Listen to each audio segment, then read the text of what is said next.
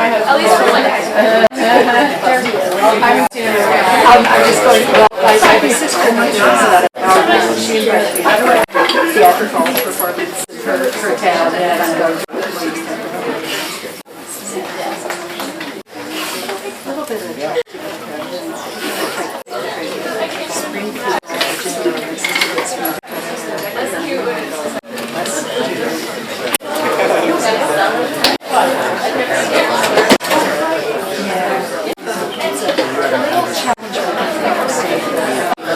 hopefully Springfield has a small amount of I told all the and carriers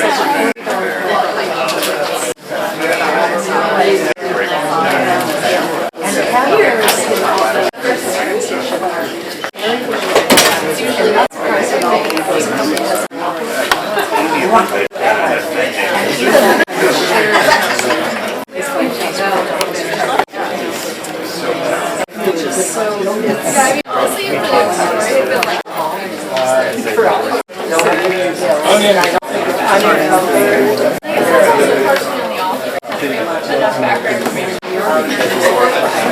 What is it? New Jersey.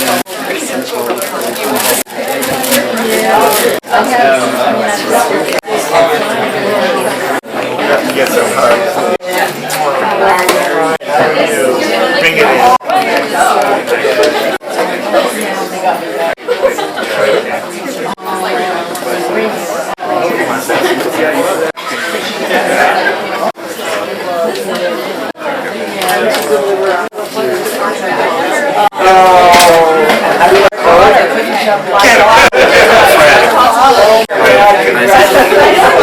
I know something.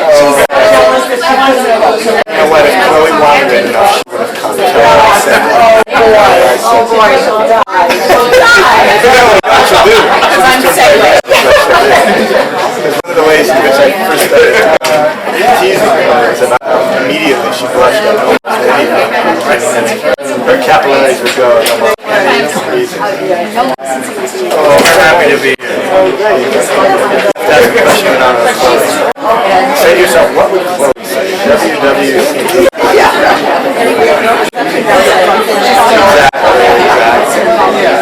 How many concerts have you been to? Put out on stage. Oh my God, he said he talked to some people respond to her. Right. Very right.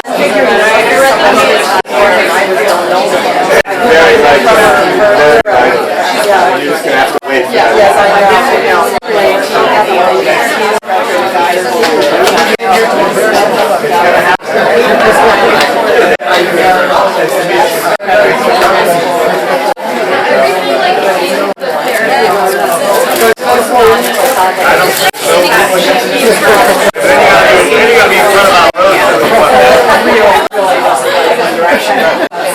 And how about the stand? Standing room only. Yeah. Hello, sir. Dude, how are you?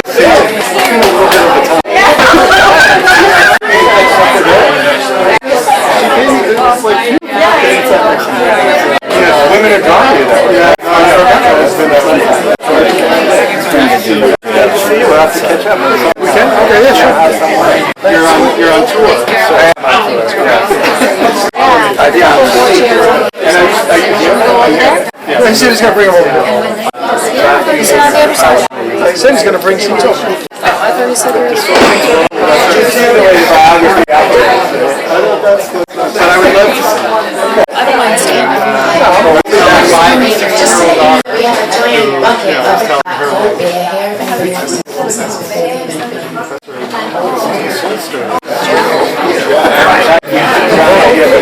Had somebody who can tell you what records you are.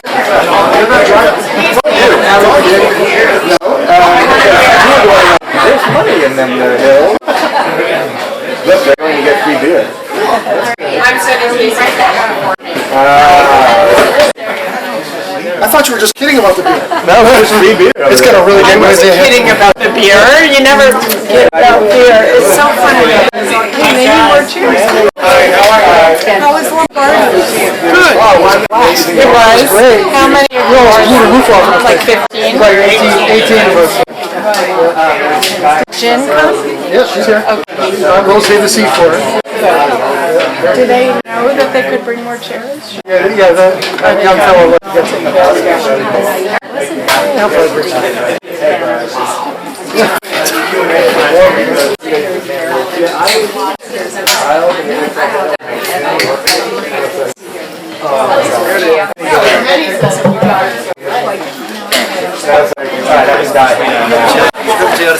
The other side. Hey, dude! You must have something better to be doing right now. I had a couple. No free beer over there. You know that, right? I just had a couple. How you doing? I want to get liquored up for this.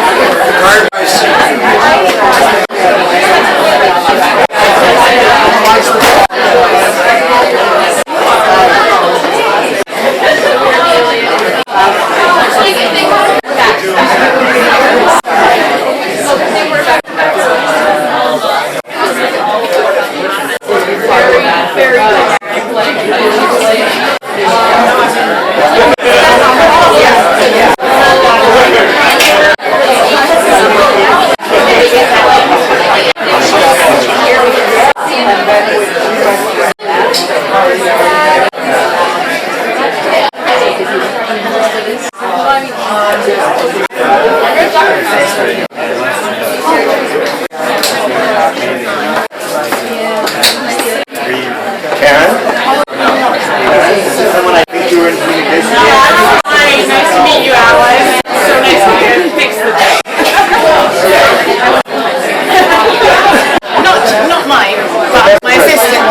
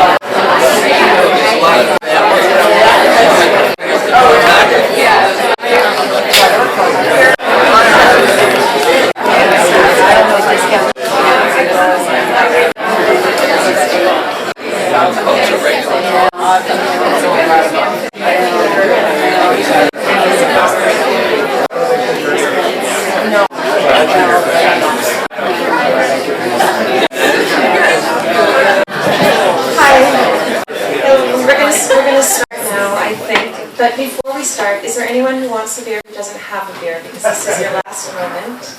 Okay. No. Okay. So I'm Sarah McNally, owner of the bookstore, and it is my honor to introduce Jim Shepard and Gary Fitzgibbon. We don't know really what I can say about them. Everybody here knows who they are. They're both living legends. We had them here for Jim Shepard's last book, which was an extraordinary event. And once again, he's come out with a book that everybody who I know is talking about. And if you haven't read it, after you read it, you too will be talking about it. So, without further ado, welcome to Jim Shepard and Gary Fitzgibbon.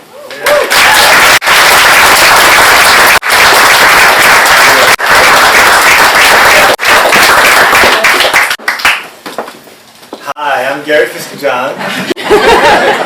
And I'm the legendary Jim Shepard. And we're going to sit awkwardly on stools. Give you a kind of male angle here. Hi, Emma. So the plan is... We don't have a plan. The plan, I guess, is read and then talk. Is that the idea? Well, I want See, he doesn't want me to read. As soon as you say that to your editor, well, I could talk. I don't want to talk. He can do all the work. Okay. But I've said from the first time I read this book that anybody who hears Aaron's voice will never forget it. But I've never heard Jim deliver that voice. With my southern drawl. Yeah. And so why don't you read a chunk of the front end? Well, that's what I often read, but here's the thing. See, we're already having it divided. Next. Karen has heard that. My wife Karen is here tonight. Karen, put your hand up when you're not drinking. And Karen has heard me read the beginning a number of times. And Doesn't like it? no, but Karen's pleasures are always paramount, and she'd like to hear something new, I think. Is that right, Karen? It's really up to you, honey. Can you hear the So long as it's unforgettable. Yeah, that's the key. All right, here's what I'm going to do. Because it's perverse, because it makes no sense, I'm going to start really late in the novel, and I'm not going to set it up. So all of you are just going to be like, what the fuck? No, here's what I'm going to do. I'm going to read from the point in the novel at which our hero, who's at this point still quite young, has been at Korczak's orphanage. She's been at the orphanage in the Warsaw Ghetto for maybe 3 or 4 days, and his whole family has died. So this is what we would call the celebratory part of the novel. And I'm going to read for about 15 minutes and then just stop in order to maximize your unhappiness. There'll be references in here that you won't understand, and that's part of the design. I turned out to be good at unloading coal, which meant I was covered in coal dust from the waist down and not head to toe. I also helped with a shipment of groats that the heavy woman mixed with horse blood for our breakfast. I was invited to join the choir and told them I couldn't sing, and invited to join the drama club and said I couldn't act.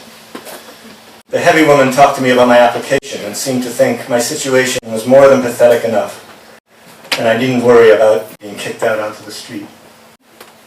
And she told me to please start calling her Madame Stefa.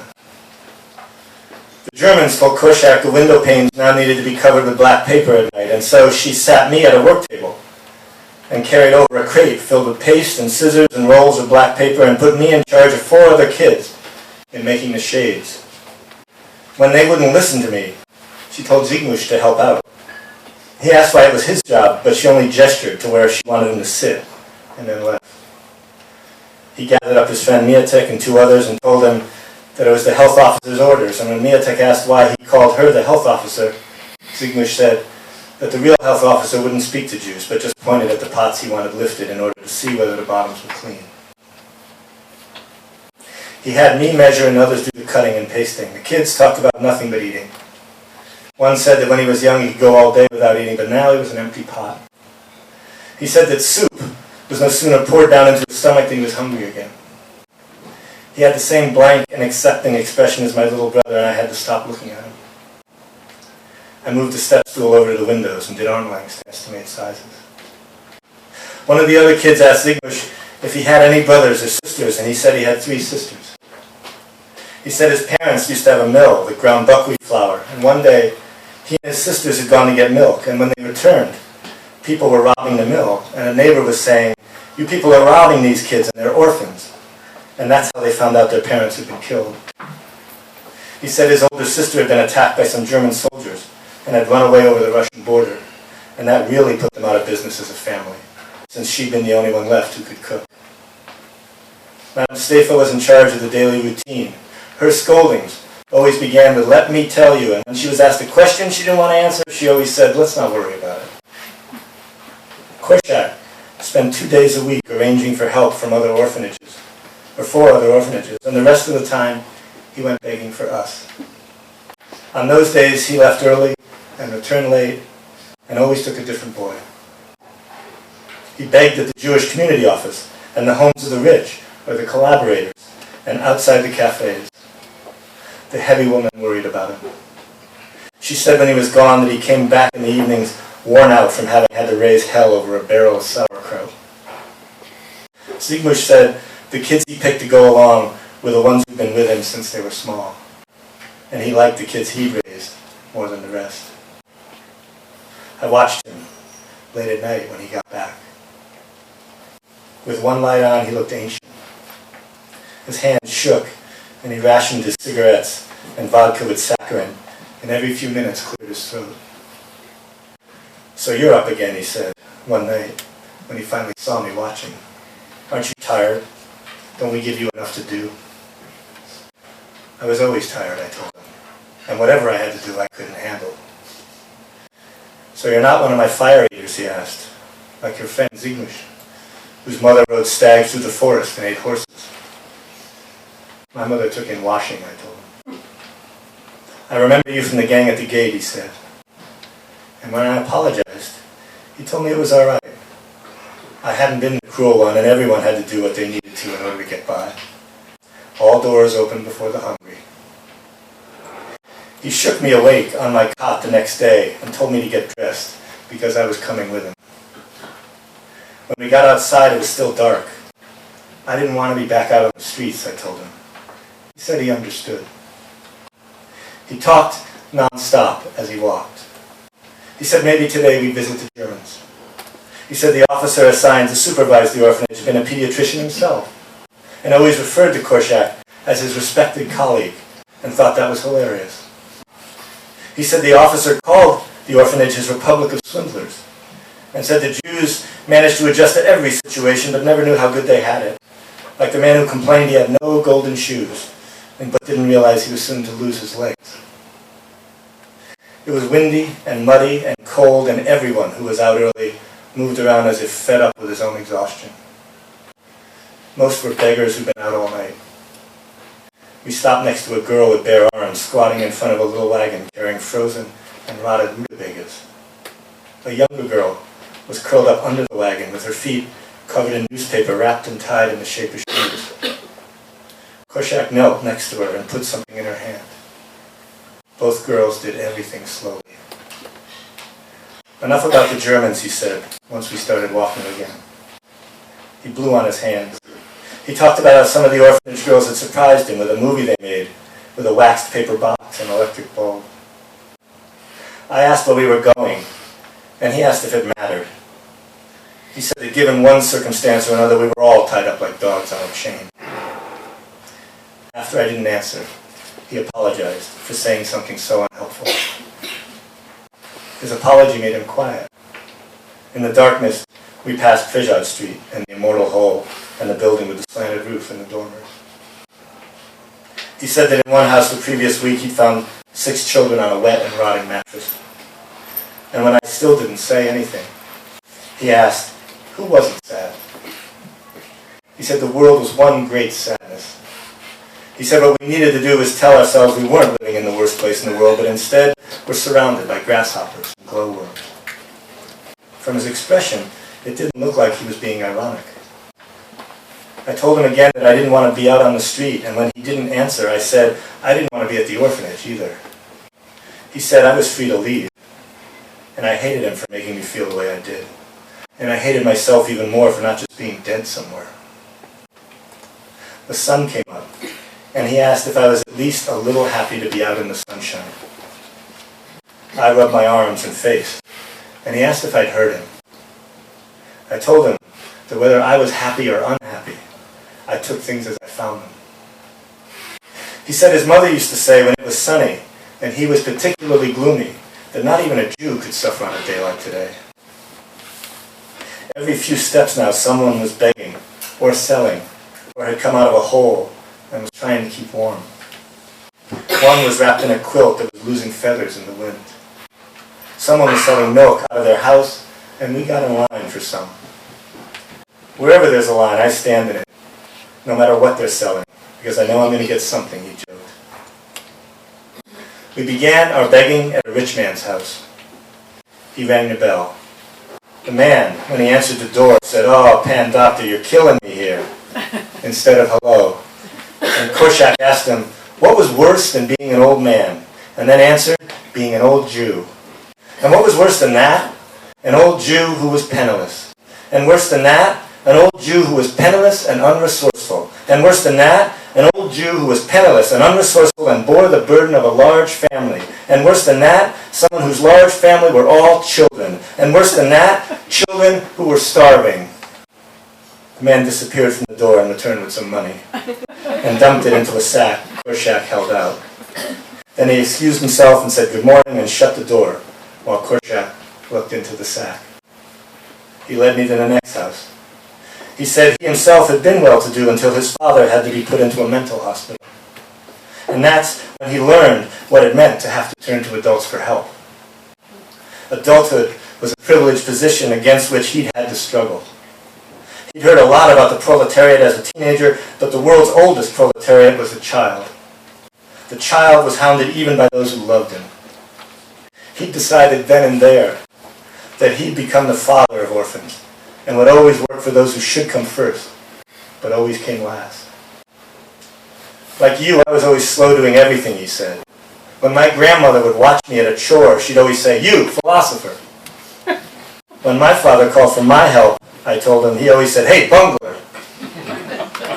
"And you always helped him," he said. I didn't like to work, I told him. The laziest person I ever knew was a man named Krylov, who spent the entirety of his adult years on his couch, with all of his books beneath it, he said. He would just reach down and read whatever came to his hand. We walked to other houses, and when the people who answered the door said no, he wouldn't go away. He just repeated, "But my children, my children." I thought about my mother. "Stay still while I'm talking," he told me, between houses. At lunchtime, we stood inside the door of a cafe, and he shouted, "Is there someone here who can get my children through the winter?"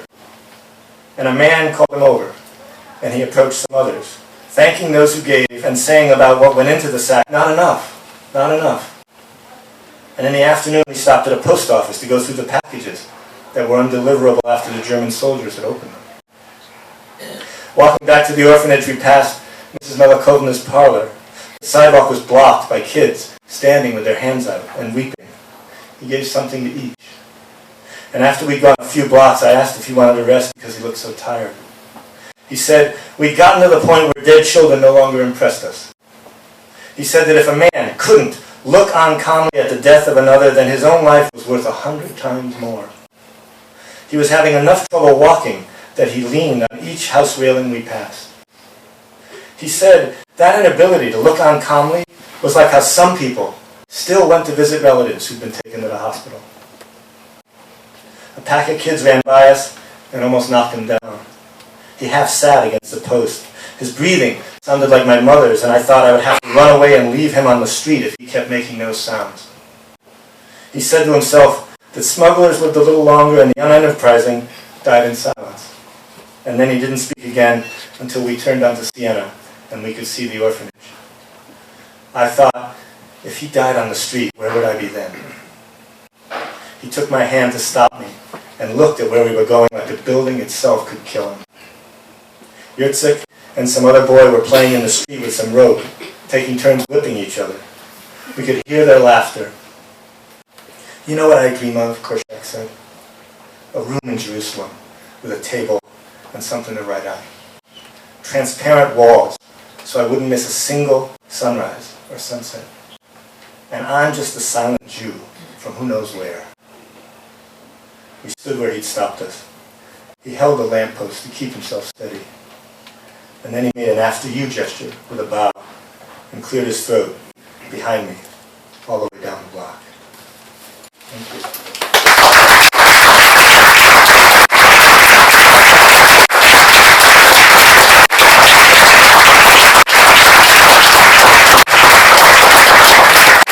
As you can hear, it's an ideal Christmas gift. So where do we begin here? Yeah, damn, I mean, so I'm kind of speechless, but he's played unwittingly into my hands. Given that Korshak is somebody I'd heard about in Europe over the years, because he's obviously legendary there in a way that he's not here, where I'd never heard about him until Jim sent his book in. And he said, told somebody or the other that somebody had brought him to your attention? No, I had known about him, but someone had said, an old student had said to me, how come you've never written about him? Okay. And I'd written back and said, because I tend to shy away from writing about great men and women of history, partially because I'm attracted to the worm's eye view of history, which is more conducive to my politics, and is more about the sort of things I want to write about, like complicity with power. And partially because writing about saints is just like, what conflict is supposed to be commensurate with their sainthood? It's like Gandhi has domestic troubles at home, Jesus is understood well by his close friends. It's like, yes, I'm the son of God, but I still feel solitary.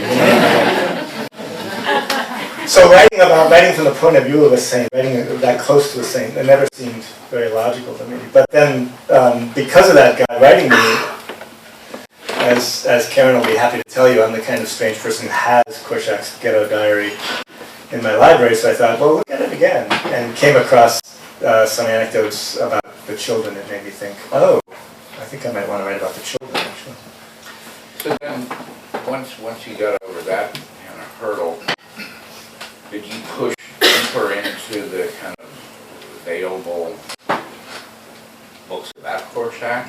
Oh yeah, sure. And there's a buttload of available books about Korshak. And in fact, there was this great comic moment when I went over to Warsaw, and I said, I'm interested in Korshak. Do you have any information on him? And as I'm looking at their faces, I'm realizing it's like wandering into Washington, D.C. and going, do you have anything at all on George Washington? Anything? Can you help me at all? It turns out there's 3 Korshak institutes in Warsaw. Yeah. 3, right? And they're like, well, you visited the others, right? And I was like, of course. I was just about to visit the others. And they're like, you visited ours first, that kind of thing. But yeah, there was a huge amount to... And of course, the other thing is, they wanted me to focus... Like the New York Times, they wanted me to focus on Korshak. So they were like, there's a lot about this guy we haven't even touched on. And I go, and we're not going to either, because there's just so much stuff, So there's like educational controversies and all that sort of stuff. So you burrow away, but at what I point? sound unpleasant, don't I? Well, what point does Aaron kind of come into your head? Well, Aaron again preceded Korshak in some ways, because what happened was once I focused on that the idea of miserable kid inside Korshak's orphanage, and I was thinking, oh my God, the person who makes a saint's life harder. That's my life, right? Because my mother spent her whole life going, I'm a saint and you make my life harder. And I thought, I can do that, I can relate to that, right? So I started, in fact, before I read a whole lot about Korshak, I started reading first-person accounts of childhood in Poland. And there are lots and lots of those. There are a lot of children's journals, essentially. They're all in the back of this staggeringly anal bibliography that's at the end of my novel. You'll see the millions. If you want to read those things. And these are accounts from that period? Or yeah, these are accounts from growing up in Poland, either as a Pole or a Jew in the teens and 20s, essentially. There are lots and lots of those.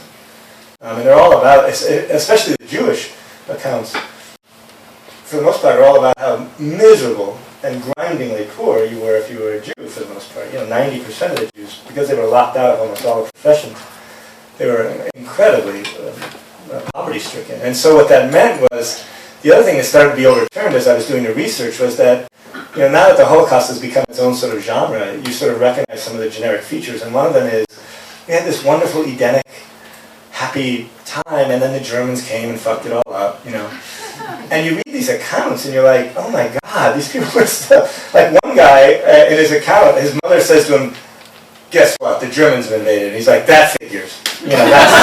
like what else can happen at this point? And you're like, the Nazis have invaded and you say that figures? That's when you know you have a really shitty life. Right? The SS are here. I know, right? Of course they are, And you told somebody else that when you were a kid, you liked doing voices. And that you had a lot of Italian relatives who also liked it. We're all here. Some of them are here. They're happy to do the voices. All that kind of stuff. But when you're doing voices as a writer, I mean, is there kind of, you try this one on for a little bit, say, shit, that doesn't work. Well, how do you know that's what For a while, I mean, when does a voice lock in for you? It's continually being refined, the same way a third-person voice is being refined. So lock in is probably an overly optimistic sense of it. What happens is there comes a point when it feels authoritative enough that I feel like I know the inner life.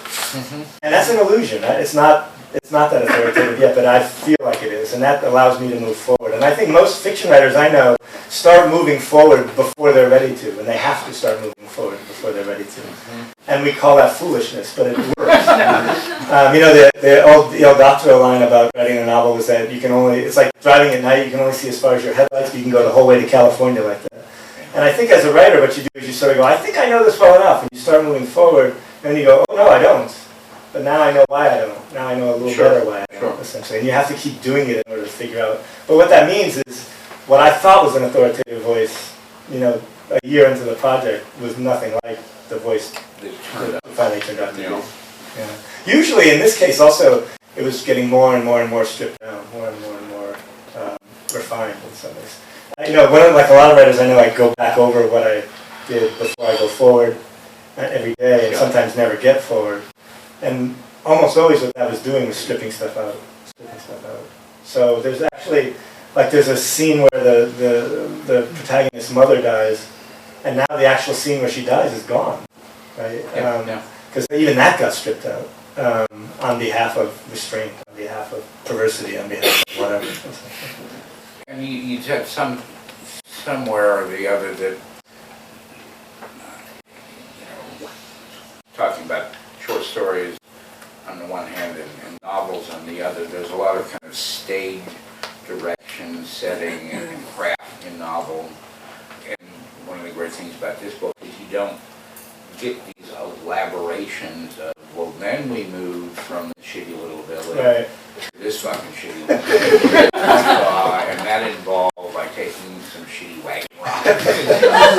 Well, there's two things that this kind of narration leaves out. One is that kind of what I call furniture moving, right? Which is and then we went down, we were going to go from Siena to Kładno, which, by the way, you've got to go through this, and you're like, oh my God, just get there. Okay, so we lose some of that.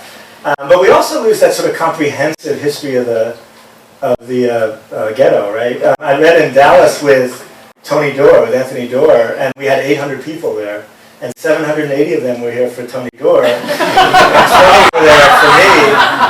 And you know, Tony's book, I mean, it's like printing money at this point. This is a book called All the Light We Cannot See, and one of the pleasures of that book, it's also about children in World War II, and so that was a clever overlap. Like, children in World War II.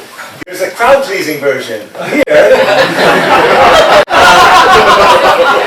and you know, part of why that book is so huge a success is because it offers all these comprehensive pleasures. So, and I was giving Tony grief about this on stage. You know, his character will be walking down the street and he'll go, and he passed the Museum of Natural History, and the narration will go, the museum is a very interesting place. And you're there in the museum for like 4 pages, and it's beautiful. You know, Tony's a beautiful lyrical writer, and you're like, shit, I never knew they had all those shells, and oh my God, I gotta fucking go to this place. It's like top to bottom, and you just think, oh my God, now I know that place so well. And meanwhile, our kid, and you're like, oh, and you pick the kid up, right?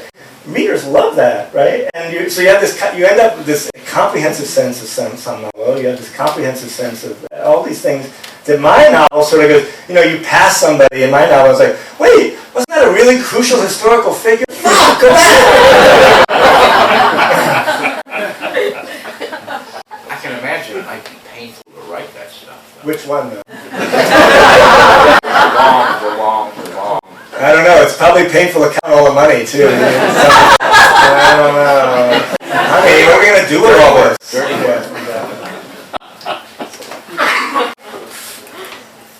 I could ask you some puffball questions, but maybe somebody's got some really Yeah, good let's questions. open it up, and then we can interact with human beings as well. Anybody like to ask a question? Yes. Oh, yes, the beautiful woman. I have a question for Gary. Yeah, of course. I live with you, so I can. Puffball. So Gary, you've been Jim's editor for quite a few books. So I wonder how you think about the Book of Aaron in the context of his other work. Does it make sense to you that this book was written now by him? Or is it surprising? She means given my emotional state. I've had a hard day. Yeah. You can still be in Miami. Yeah, exactly. No, I mean, it's a good question because, you know, I've thought for a long time, well, you can ask another one. Get on the roll. I thought for a long time, I mean, from the get-go, I mean, I've admired Jim, who had been at Knopf before I ever got there, and then he wandered around, and then we were able to get him back. You know, I mean, I don't know that there's anybody writing better short stories in this country right now, and a lot of these people who are writing good stories are my friends. I mean, Jim's so distinctive at that, but any great writer is distinctive. All of the other really great story writers are distinctive. Project X is an astonishing book that way too many people ever decided to give a shit about. And I don't know why that is, because if a novel can be timely, well, hello. But another great thing, Jim, like a bunch of my writers, members who said, you know, some of them will give you, they'll say, like, could I read you a couple of pages that I wrote this morning? I say, Jesus, you know, maybe. Calm down. And he never says, I might have something. He did say a few months before I saw this book, he said, I think I'm going to have something for you at some point. Very specific. Gary said, who is this? Do I know you? Yeah, do I know you? And not like anything. And one of the great delights of this job is when you get something by a writer who you admire so much without knowing the first goddamn thing about it. So I started reading this manuscript, and funny, I mean, I'm glad you read what you did, but He said I also obligatorily. like the beginning because it's so funny, and you're saying, well, God, you know, this proves a couple of things. He's as funny as any writer alive, and also has a frightening ability to get in the heads of kids.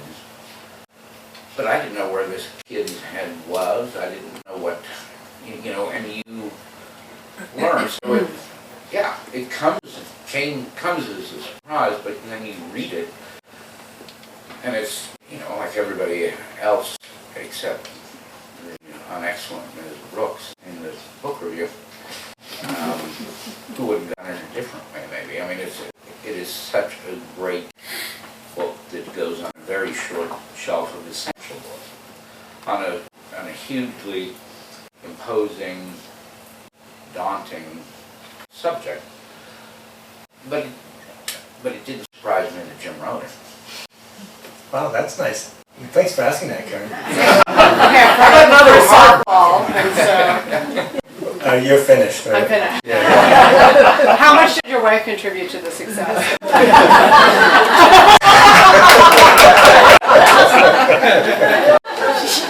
You know, principally with the sexual barter system we've worked out. It's worked out pretty well, I think. I made him do some beer through his nose, I think. Yeah. Yes, I was just going to say, from what you were saying before about Anthony Doerr's book, which obviously is third-person narration, and so he can go off to the museum. He can go wherever he wants. But yours obviously is not only first person, but it's obviously from the point of view of a little boy who, when we start out, is 8 years old. Right. Is when you're talking about the paring down, is that because you kept thinking, what would an 8-year-old know, or what would he pay attention to? Or? Yeah, that was part of it, I think. Part of it was what would an 8-year-old be willing to know and have the vocabulary to articulate. And of course, very quickly progressing into the book, he faces one loss after another. And so emotionally, he starts to sort of lower the watertight doors, you know, and he's starting to try and hold himself together, essentially. So the paring down got even more intense as it went along, I think. The part I read, again, is 2/3 of the way into the book. So, but you know, the key is to have a voice like that and not bore the reader silly, not make the reader feel intensely like, oh my God, I just wish I had somebody who was able to open up more, you know. And one of the strategies that the book employs a lot is having other people note what's going on, you know, saying things like, you're weeping again, you know, the narrator hasn't told you that, you know, that kind of thing. Yeah, so building on what you just said about Aaron being unaware of his own weeping, he seems slightly oblivious a lot of times to what's going on around him. Like, as the reader, you're processing it with him, kind of at a child's pace, where, you know, Lucic says to him, what do you think this is, a show? Right. What do you think is going on? So one of the things that's been bugging me, and I don't know if you care to reveal this or not. I will definitely reveal whatever it But is. one of the big questions that came up for me was, and I don't want to spoil it for anyone that hasn't. Oh, I'll spoil it for them. The Germans lose the war.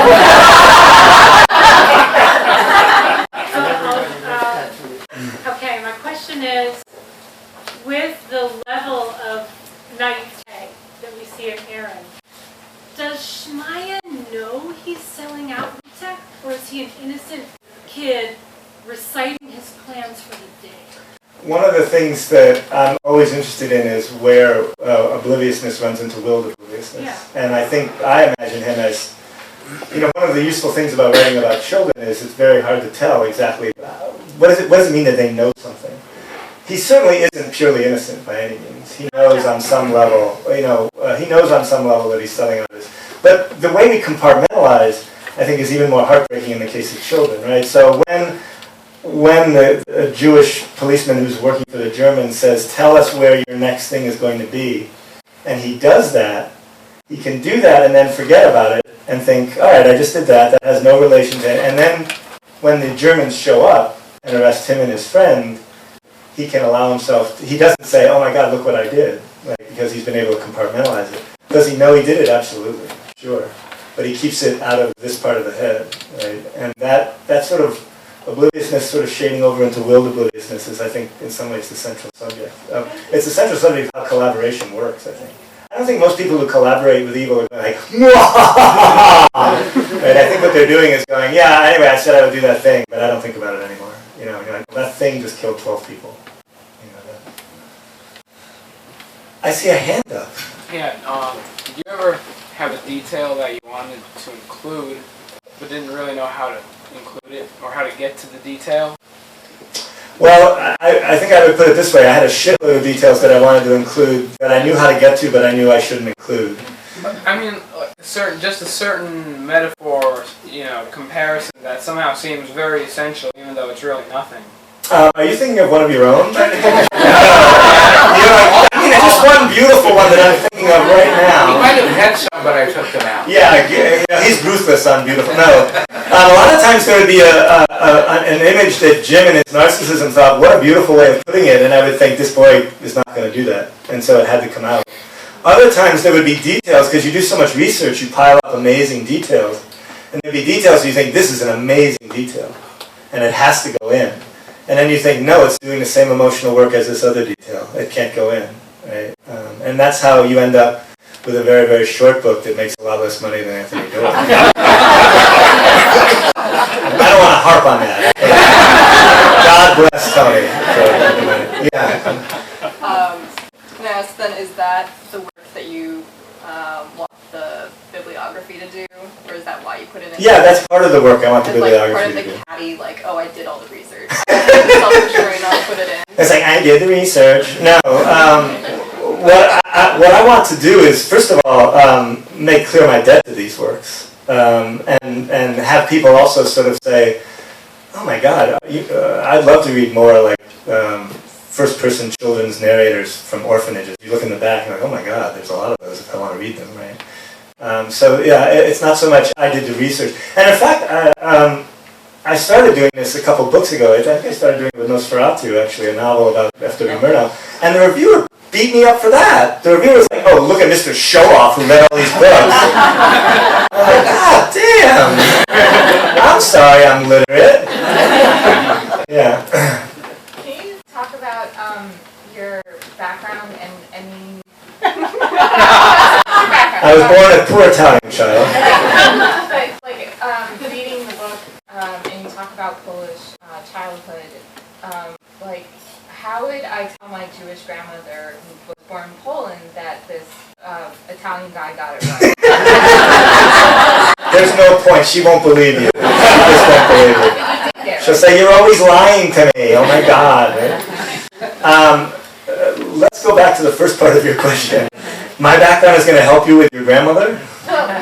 Like, you bridge a gap. You bridge a gap in the story that I didn't think was possible, and it's very possible. So, you did it. Like, you proved that it was, that you didn't have to, like, show your Jewish cred. Like, this is my background, that a lot of Holocaust shows. And you got all the little details right, so that it would be like, hey, Grandma, go read this. Let me interrupt, if I might. Yes. With a couple of things that Jim might be too shy to throw out. He's going to say I am Jewish.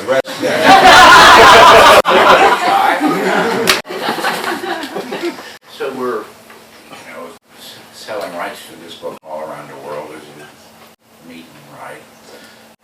And I don't know a lot of Israeli publishers, but somebody, a friend of mine who does, called and said, do you know about the man who bought this book there? A man called Moishe Chiwaks, who runs a company called Tar, who I think could pass for Aaron in terms of birth year and wartime experience. And I said, God damn, hello. And then I heard from somebody, I think Kathy told me, he was sitting here, sitting in Miami in a deal like this last night, and some guy old guy in the front row same deal. Yeah. The great thing about literature is you don't have to be a woman to write about women, man to write about man. You don't have, there's no limit to what the imagination can do. And if there, Jim's imagination might be institutional. Well, you know, At the very least, creepy. pleasurable, like, that guy. So this isn't, you know, I mean, this is no different from impersonations he's done before, and you don't have to kind of show your street cred to write about anything. You know, the whole thing is about the exercise of the empathetic imagination. So theoretically, you should be able to make some of these jumps. And one of the things I tell my students is that all of these are acts of hubris. You know, whether you're writing about a woman, or whether you're writing about a Catholic, or whether you're writing about yourself 20 years ago, you know, these are all acts of hubris in some ways. But there was a great moment in terms of your grandmother. I did one of these dinner readings in Toronto at an Ashkenazi a restaurant in Toronto, and I think I just said Toronto. And the Q&A, the very first question was, this woman goes, "Yes, are you Jewish?" And I said, "No," and half the audience went, "I knew it!" and they were like, "Well, you did very well." And I was like, "Thank you, thank you." And apparently half of the group had been bitterly arguing that I had to be Jewish, read the book. And the other half would be going, "It's Shepherd, look at the name, he's not Jewish." Yes? Well, let me switch to the theme of maleness. Okay. Okay? Yeah. I discovered you're writing through one of the books of short stories, which is all about, I forget which title, but all about... People always say that. Yeah. Well, you have so many. Look, Homeward Angel. Yeah. About all these different kinds of male lives over time and place. And as a woman reader, I really enjoy this because they aren't just about men, they're really about maleness and male lives. Could you talk a little about Project X in the light of that? Because I think it's a book that needs to be more widely read. Oh, thank you. That's what Gary was saying too. You know, a lot of my best friends are males. I find males really interesting in all sorts of blighted and sad ways. And you know, because of that, I've done a study of their dysfunctions, and I like to put them on display periodically. And it makes for, how shall we put it, a nice combination of poignancy and absurdity when you examine males, I think. And that's been a big subject of mine, I think, in a lot of ways. And especially how women have to deal with males, but also how males have to deal with males. You know, we're just out there kicking around, knocking things over most of the time. But I'm glad you think Project X is again, another... If you wanted, by the way, if you wanted to try and figure out how to have a big readership, what you would do is take a list of my subjects and choose the opposite ones. I thought would be one way of doing it. You know, Gary was talking about timeliness, and it's like, oh, he's writing about school shootings. Let's snatch those off the shelves, right? So even though it was timely, it was the sort of thing that made people run in the other direction in some ways. Well, following that, do you ever get tired of being called the best writer that nobody knows? Am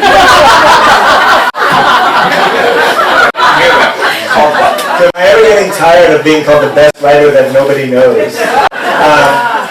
No, a writer's writer. A writer's writer, that's another No, one. the New York Magazine said that in some way. The best writer that nobody knows. Do I ever get tired of that? Oh, where does one begin, Jim said, sinking into despair. Well, you left yourself open for that by... I leave myself open for everything, Michael. You know that's how it works. That's how it operates. Do I ever get tired of it? No, I live for those moments. I live for... People go, you know, you're obscure. And I go, yes! Yes! That's why I'm here, to be obscure. There was a great moment, one of the few awards I was ever nominated for, the National Book Award. Somebody said to me, so, now you think you're famous? And I said, take this simple test. Go out into the street and tell someone you're interviewing Jim Shepherd and watch their face light up. It's like, oh my God, really? Is he in there? Other questions? How many questions? Maybe this is building on your question a little bit, and maybe your wife should answer it. I'm not sure. Maybe it should be put to music. But what's it like for you to sit with this project for so long? Like, I mean, I know how obsessed I get with some little tiny detail I'm researching for a paragraph, but for you to do this over a book length, it seems like it's difficult. Well, it makes me more fun to be around. Certainly, Lucy, where is this? Is Lucy left already? What's it like to be around your dad when he's writing stuff like this? We had It's you know, Lucy, if you make jokes like that, people are going to believe it. And then mommy and daddy are going to put you up for orphanage, like we said. You're going to find yourself a little cup in the street. So tell the truth, honey. Isn't she sweet? She's really sweet. We're looking forward to her leaving soon. What is it like? You know, it's of course there's a burden to dealing with this sort of emotional stuff, but there's also, you know, you're constructing an illusion. You're also building an edifice, and that means you're spending a lot of time. You know, you're reading absolutely horrible stories that are quite wrenching, and some part of you is going, oh my God, how could somebody live through that? And the other part's going, I don't think I can use that. Or maybe I'll use part of it, or that would be too over the top, or whatever. You know, I was, part of the research involved, I went to Belzec, the memorial, the death camp, and you know, when you're writing something like this, you're trying to figure out how to straddle that line between sanitizing and sensationalizing. And I think everybody's line is a moving line in some ways. And at Belzec, I saw something I'd never seen before, with all of the years of research I'd done on this topic. And because I'm attracted to catastrophe and man-made catastrophe, I've been reading about the Holocaust as a child, even. One of the SS officers at Belzec during the time it was operating was so horrified by what was going on that he finally couldn't take it anymore, and he wrote a private letter to the Swedish envoy and sent it through back channels, and it cost him his life. He was discovered and executed. And the letter is posted on the wall in the Belzec Museum, and I'd never seen it referred to anywhere.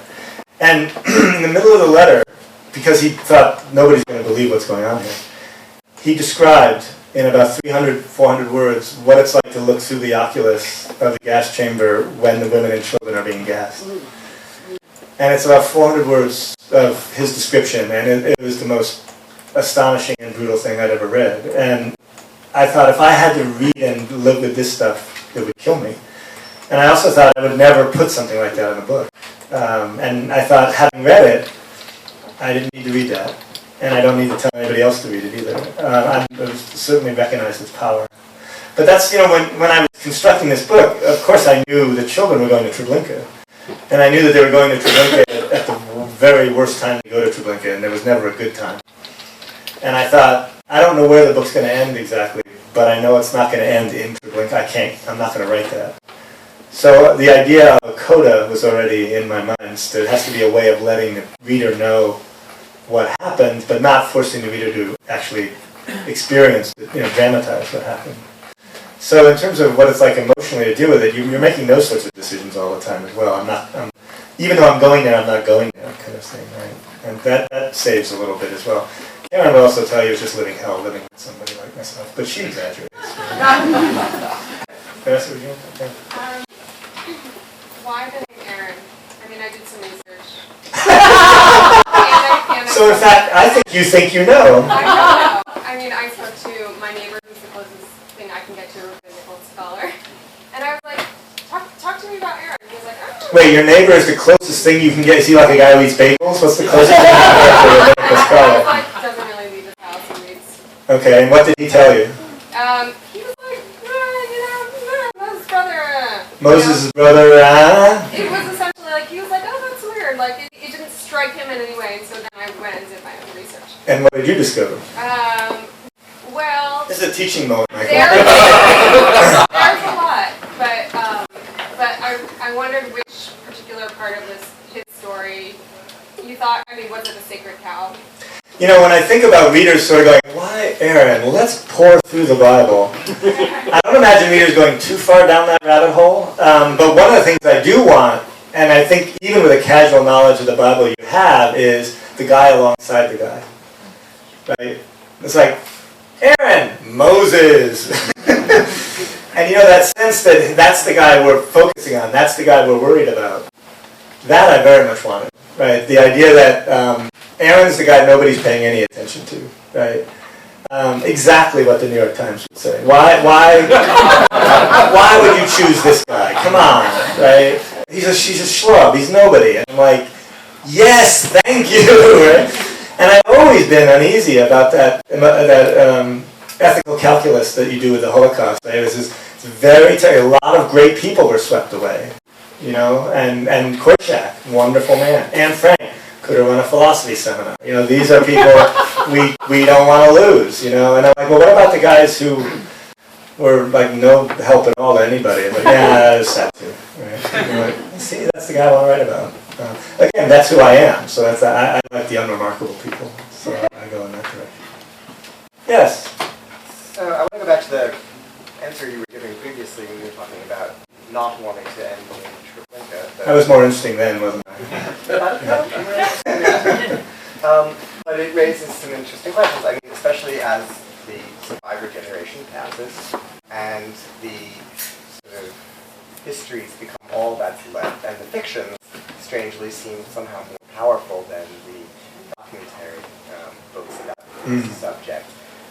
And so the question is, in the sense that you were speaking of wanting to, in a sense, ameliorate the experience for the reader, and not go into horror that was the true experience. Right. What sense do you feel a responsibility to what we have to call the truth of that experience? Well, you know, when you're talking about the kind of extreme suffering that is involved in the ghetto and the Holocaust, I'm not sure sparing somebody what is like actually inside the gas chambers is problematically ameliorating. But in the ghetto as well. Yeah. The degree of suffering there was... The degree of suffering there is quite extreme, and I don't, you know, and I try not to shy away from a lot of that, essentially. You know, you try not to, you're trying to, again, now that it's become a kind of odd genre, you're trying to run the gamut between not having it just be a cavalcade of horrors, and not having it be something like, you know, well, that sounds like you just missed a meal or two. You know, you want to sort of evoke this world, make reference to the things that you think everybody needs to know about, and dramatize what you find to be most central, essentially. You know, the way it ends up, again, spoiler alert, but the way it ends up is you have this moment, it ends in media res, which a lot of my endings work, right, where you sort of stop in the middle of the action. And then there's a coda that says, oh, by the way, things get a lot worse than you would have even imagined. And here's why, kind of thing. But because it functions as a coda, in some ways the narrative is already over. And so what you have is this voice, for the first time, that's out of Aaron's voice, sort of coming in and saying, oh, by the way. And the way that worked for me was the voice was talking about readerly desire as well, because the voice talks about the way in which the Poles wanted to believe that children were saved. The Poles wanted to believe Korshak was saved. And that sort of echoes what the reader's sort of hoping, right? Like, well, don't tell me there was a chance. Tell me that. And that kind of desire that readers have, even in the face of all the evidence, I've always been interested in playing with that. You know, that I've given you all the evidence for realizing there's no reason to hope, but you still hope. Right? And in fact, one of Gary's really useful editorial suggestions was you really need to show us in the book that Aaron has the capability of getting off that train if he wants to do it. And so one of the really late additions to the novel is something that I thought was implicit, I made explicit, which is one of the other boys says, you know, here's how you get off the trains. Because, well, essentially what happened is, you know, because the trains were going out to Treblinka in such volume, 4 or 5 people a day were escaping from the trains and getting back to the ghetto and essentially telling, there was nowhere else to go, so they would come back to the ghetto and they would say, this is an extermination camp. You know, so the word was out essentially. But it was also, if 5 or 6 were getting out alive, then probably 20 or 30 were getting off the trains at any given shipment, and you know, just most of them were being shot by the German guards. But that leaves, for Gary, he was saying, look, you need to leave that little tiny window option open for the reader, and I think that was a good point. You know. And I think what's really brave and brilliant about the ending of the book is to have Korshak's statement of these children's rights, which has blown everybody away that I've talked to about it. You know, when you're writing a historical catastrophe, the good news and the bad news is you have your ending in place already. You know where you're going. And the reader knows where you're going as well. And so you have this interesting tension with the reader, where the reader's sort of going, how are you going to end this? I mean, I know where this is headed, and you're supposed to surprise me in some ways. So when I'm working towards that, I'm always thinking, what do you think you're going to do? What do you think you're going to do? And about maybe 2/3 of the way through the first drafts, I was going back over all of Korshak's writings, and I came across his Declaration of Principles, and I was tearing up, and I thought, oh, duh, which is the way a lot of my revelations come. Oh, duh. Yes, other questions, comments, songs. Yes. You wanted me to ask a question that my daughter Chloe would ask in your class, so I texted her and she said, You texted her to ask a question? That's great. I told her that, and Right. she said, ha! I never spoke in class, so you're off the hook. Oh, okay. But I do have a question, Okay. and it's my own. Thanks for that background. I haven't read the book yet. That's very flattering, thank But you. I was wondering if the story you're telling, as there is a lot of literature on this subject, were you moved to tell a story that had been told before in a different way, a better way you thought, or are you telling a story that you think hasn't been told before? I think a different way, so it's sort of like coming at it from an angle that I hadn't quite seen before. I certainly wasn't hubristic enough to go, a better way. Finally, a Holocaust story with some teeth. You know?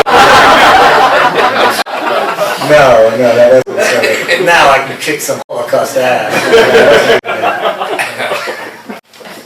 Yes? Yeah, forgive me if you've been asked a lot in your... Am I Jewish? Is that what you're going to say? I think it sounds that. I've been trapped in a Massachusetts hotel for weeks. I don't know what's been discussed about that. I do wonder if you felt any kind of sense of Thomas Kennedy's shadow over your shoulder when you were doing this, like researching and writing it, or whether you feel sufficiently kind of inculcated in all of that. You know, Keneally is part of what I was calling this whole genre, essentially. So no, I didn't feel Keneally's weight in particular. I felt this whole sort of apparatus of, if you're going to write about the Holocaust, so you have the screaming SS guard, and you have you have all of this apparatus that you have to deal with.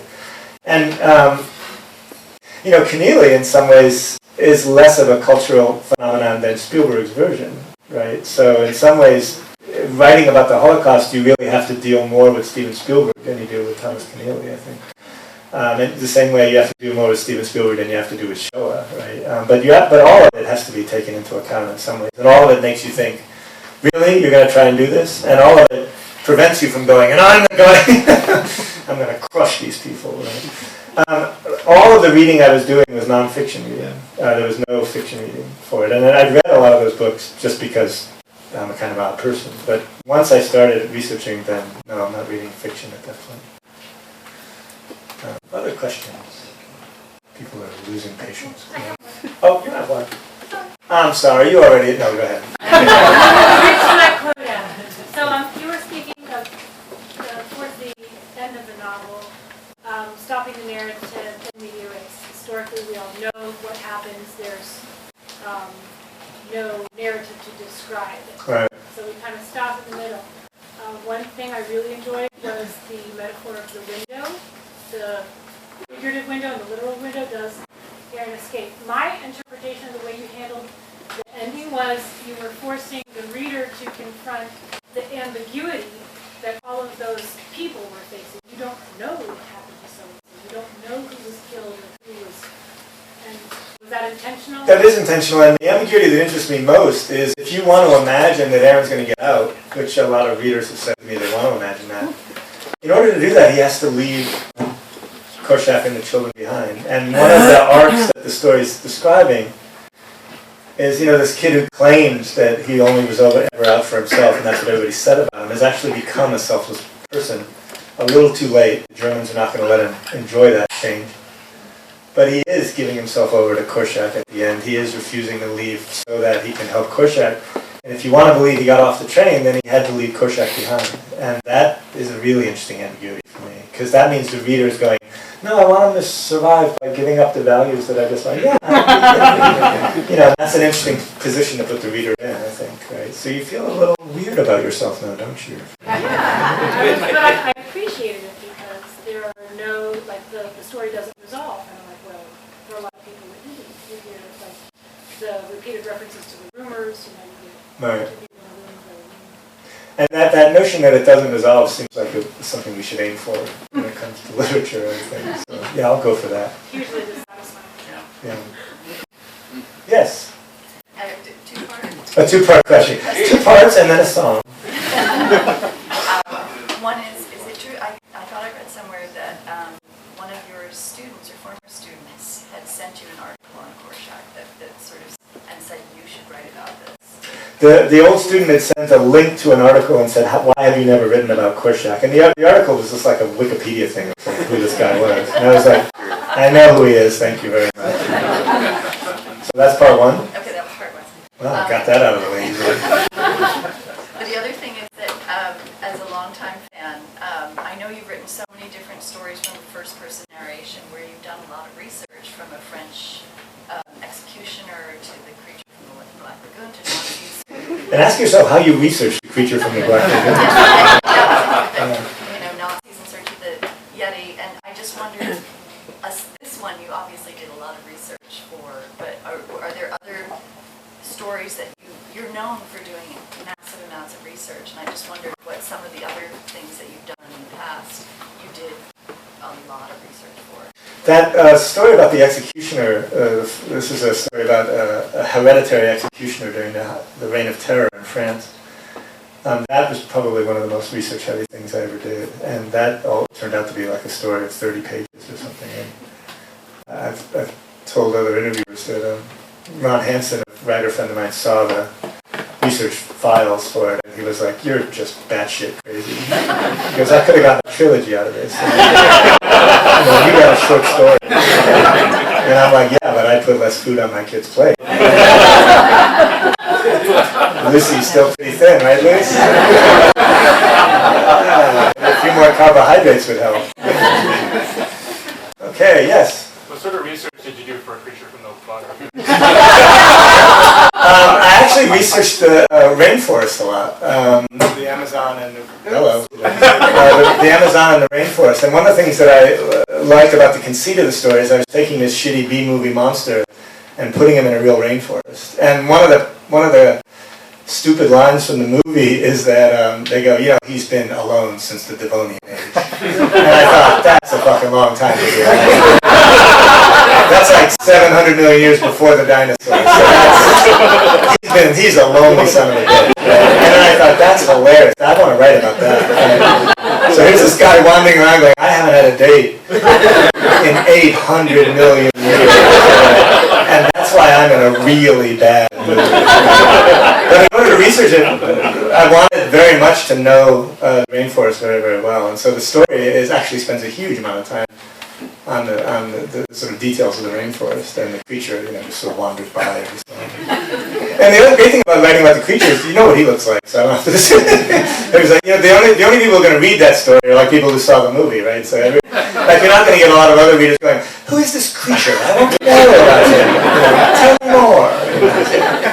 Like those kind of readers, like, I'm not reading that stupid story. All right, 1 or 2 more questions, and then free beer for everybody. Yes, sir. I wondered what part of the book you would say, maybe many parts, but one in particular that you would say is you. Is me? Yeah, that if you were in your shrink's office and well, first of all, I wouldn't be in my shrink's office, but go ahead. And was reading it aloud and said, this is you, Jim.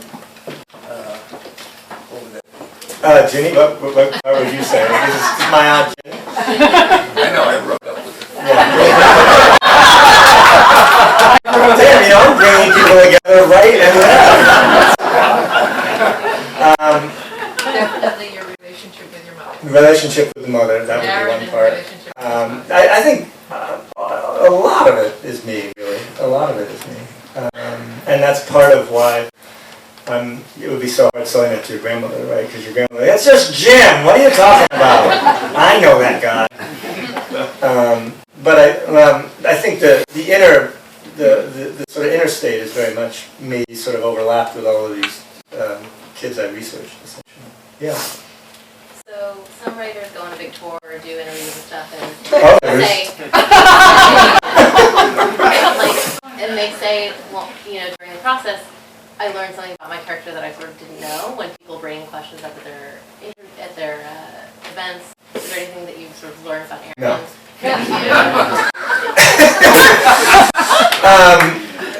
Yeah, it's like people come up and go, did you know he was Jewish? No, I don't think so. I've been asked a lot of interesting questions. The way in which the book is going over the things people are responding to are not everything I would have guessed. But no one has said something about the way the book operates that I've said, oh, it's suffering cats, you're right. But I think that that's also part of it because you're a creative writing professor. I mean, That might be it, and I'm hopelessly self-aware already. That might be part of it. So I wanted to No, that hasn't happened yet, but now I'll be waiting for that. Waiting to learn. A lot of pressure on you guys. Come on, tell me something. Waiting to learn something? Waiting to learn something. Gary goes, yeah, you're going to be waiting a long time. Cigarette? Yes, you can leave. Gary wants to leave. Thank you, everybody.